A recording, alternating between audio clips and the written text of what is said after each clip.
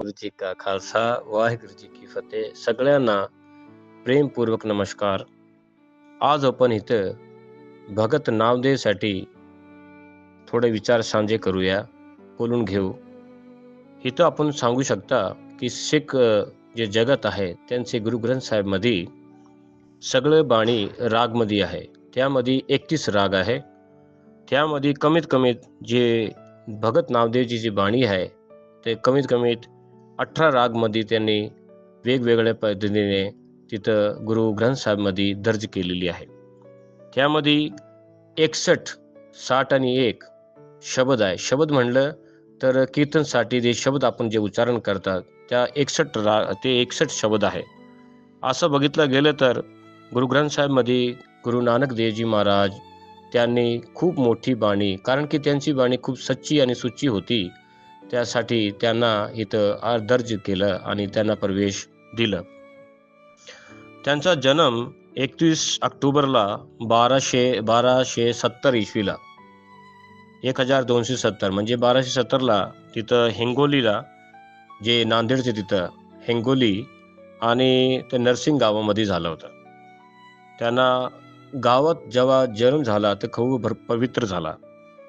आणि आमच्या जे शीख जगत आहे त्या शीख जगतमध्ये मोठे भगत साहेबान झाले ते आहे गुरुदासजी. त्यांनी नामदेवची बाणी खूप मोठ्या प्रमाणे ॲड केली. नामदेवजी त्यांचे जे गीत होते कमीत कमी 2000 गीत त्यांनी 2000 बाणी रचित केली. 2000 बाण्यामध्ये त्या गीताला नामदेव गाथा म्हणून असं बुक प्रकाशन पण केलेलं आहे. त्यामध्ये अजून वेगवेगळी प्रकारची नामदेव गाथा म्हणून असं वेगवेगळ्या टायमाला तुम्हाला प्रत्येक ठिकाणी ते बुक भेटेल. महाराष्ट्र या दौरान वेगवेगळ्या ठिकाणी त्यांनी आपली फेरणी केली. त्यानंतर ते आखरीमध्ये पंजाबच्या कुमान गाव असं म्हणलं तर सगळं फिरून महाराष्ट्राचे सगळे जिल्हे इथनं महाराष्ट्र इंडियनचे सगळं ते अध्ययन करून, भारताचे अध्ययन करून ते पंजाबला वासन केले. आणि त्यामध्ये ते कुमान जिल्हा तिथं 18 साल त्यांनी काढले.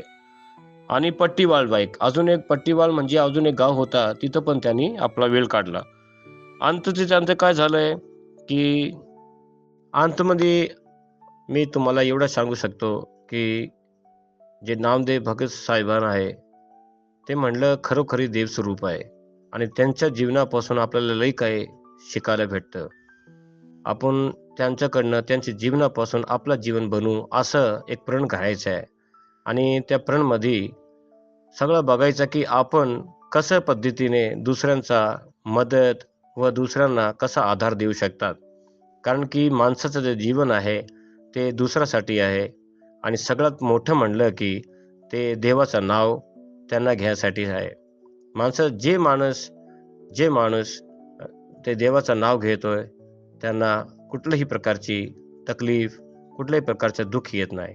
पण आखरमध्ये भगत नामदेवजीला नमस्कार करतो, त्यांना नमन आहे.